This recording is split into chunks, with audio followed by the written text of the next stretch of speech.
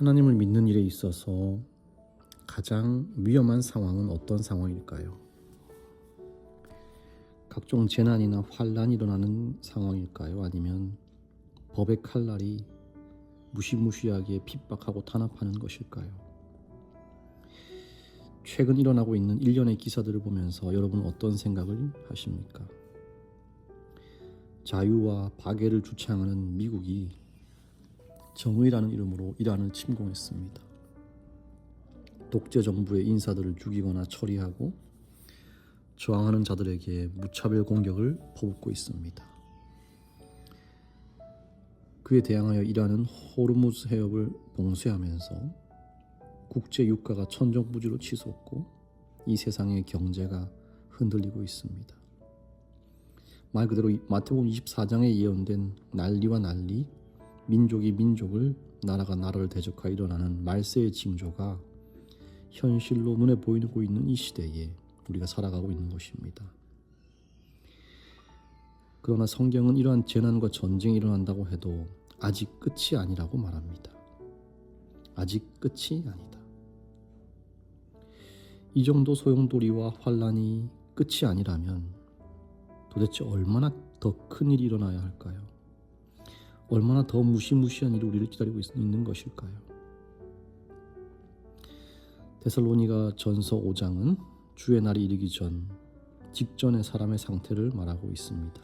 2절 3절입니다. 주의 날이 밤에 도둑같이 이를 줄을 너희 자신이 자세히 알기 때문이라. 그들이 평안하다 안전하다 할 그때에 임신한 여자에게 해산의 고통 이름과 같이 멸망이 갑자기 그들에게 이르니 결코 피하지 못하리라. 여러분, 하나님을 믿는 사람들에게 있어서 전쟁과 재난과 환란과 핍박보다 더욱 크고 두려운 것이 있습니다. 그게 뭘까요? 그건 갑자기라는 말입니다. 갑자기. 주의 날이 갑자기 밤에 도둑같이 임하는 것입니다. 준비 안 된 상태로 갑자기 주님이 재림하시는 것입니다. 오늘 점심 먹다가 갑자기 주님이 재림하시는 것입니다. 여러분, 이것만큼 무서운 일이 또 있을까요? 주님이 오늘 밤에 오실 줄 모르고 하루 종일 TV 보고 스마트폰 보고 골프 치고 맛있는 거 먹고 여행 다니는 것입니다. 오늘은 안 오시겠지 하면서 말입니다. 무서운 일이죠. 오늘 저녁에 주님이 오셔서 자신의 백성들을 호명하십니다. 근데 거기에 내 이름이 없는 것입니다. 평생을 교회 다니고 직분을 가지고 봉사하고 하나님을 믿어왔는데 말이죠. 그 결과는 영생이 아니고 멸망이 기다리고 있는 것입니다. 여러분, 근데 이거보다 더 두려운 것이 있습니다. 바로 그들이 평안하다 안전하다라고 여기는 것입니다. 아직 이 사태가 얼마나 심각한지를 모르는 것입니다. 예수님이 재림하시는 그 순간까지도 괜찮아, 아무 문제 없어 라고 생각하는 것입니다. 만약에 나와 내 자녀가 주님이 재림하시는 날에 괜찮아, 평안하다, 아직이야 이러고 있다면 오싹해지는 것이죠. 그런 의미에서 차라리 환난과 핍박은 우리의 믿음을 더욱 강하게 합니다. 정신적 고통과 육체적 압박은요, 더욱 우리의 시선을 주님께 향하게 합니다. 그러나 정말 답이 없는 것은 영적으로 나태하고 자고 있는 것입니다. 이렇게 되면 우리는 주님을 붙잡을 필요를 전혀 못 느끼는 거예요. 내 삶에 주님이 전혀 필요 없어지는 것입니다. 바로 이 모습이 하나님 믿는 자들의 삶에서 가장 위험하고 가장 무서운 상황이라고 말씀을 드릴 수 있겠습니다. 그렇다면 우리는 어떻게 이 영적 나태함을 이겨낼 수 있을까? 바울은 4절 5절에서 이렇게 말합니다. 형제들아, 너희는 어둠에 있지 아니하매 그날이 도둑같이 너에게 임하지 못하리니 너희는 다 빛의 아들이요 낮의 아들이라. 우리가 밤이나 어둠에 속하지 아니하나니. 저와 여러분이 다 어둠에 있지 아니할 때 빛의 아들이요 낮의 아들로 바로 서 있을 때 멸망에 가증한 이 나태함과 안일함을 이겨낼 수 있다는 것입니다.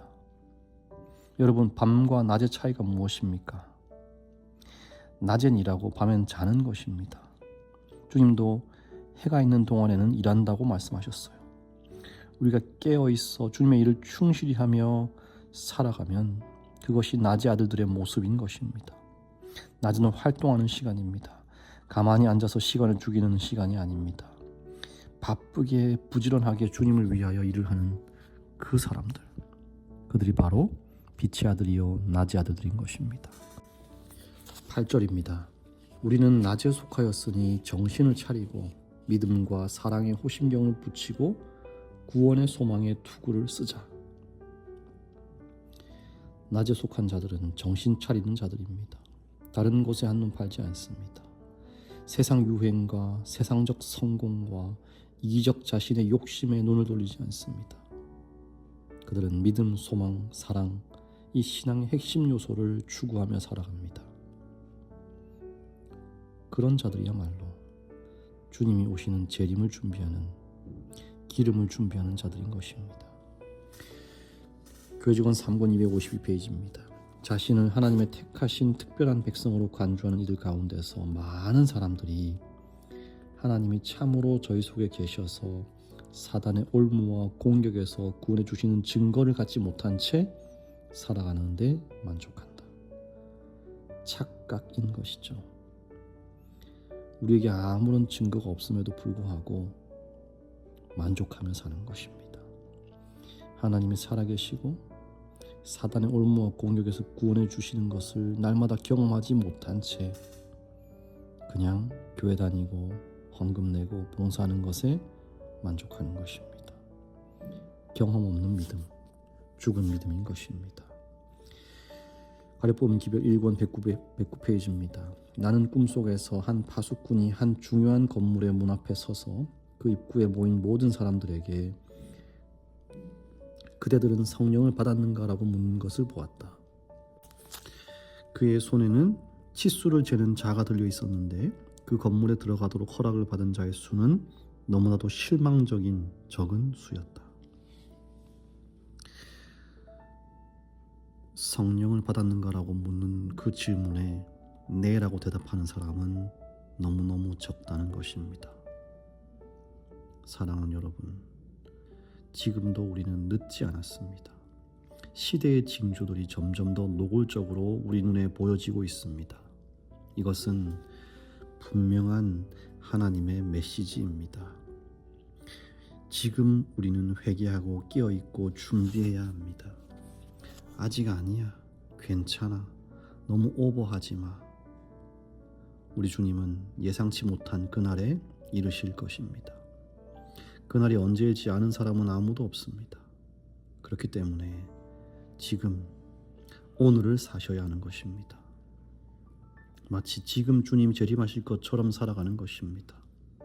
이 땅에 불타 없어질 썩어질 것들에 미련을 두지 마시고 영원한 하늘의 것, 믿음과 소망과 사랑을 추구하며 하루를 사시기를 바라면서 말씀을 드리겠습니다. 은혜로우신 하나님, 오늘 우리의 삶을 잠들어 있지 않고 깨어있게 하시니 감사를 드립니다. 빛의 자녀로, 낮의 자녀로 살면서 주님의 재림을 준비하고 이 재림 기별을 온 세상에 전파하는 일에 열심을 다하는 모든 성도 되도록 도와주시옵소서. 주님, 오택민 어린이와 함께 해주시옵소서. 주님을 사랑하는 이 어린이가 이 교회 안에서 잘 양육받고 안전하게 우리 주님의 날개 아래 거하게 하시고 장차 많은 이들에게 유익과 선한 영향력을 끼치는 아이로 자라날 수 있도록 인도하여 주시옵시고, 무엇보다 우리 주님의 말씀을 연구하고 알아가는 일을 다른 어떤 공부보다 재미있고 즐거워하도록 함께하여 주시옵소서. 예수님의 이름으로 기도합니다. 아멘.